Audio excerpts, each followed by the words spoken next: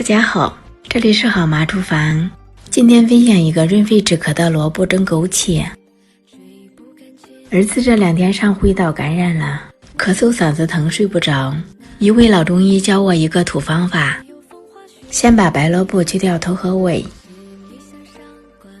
削去外皮，将白萝卜切成均匀的长段，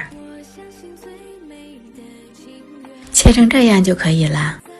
把切好的白萝卜放入清水中，洗去萝卜的辛辣味。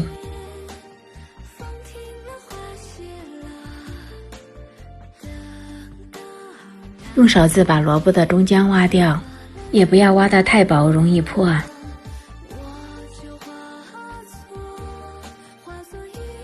挖成这样就可以了。将挖出来的萝卜切成小粒，把挖好的萝卜摆入盘中，放入切好的萝卜碎，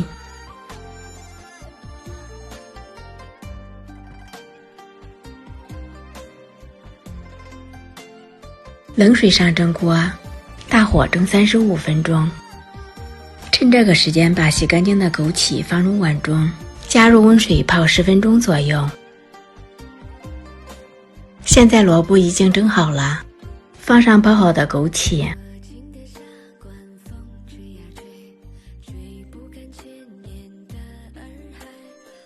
再淋上适量的蜂蜜，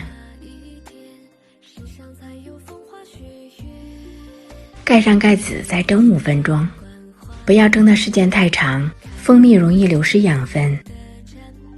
萝卜这么做润肺止咳，还帮助睡眠，趁热吃效果更好。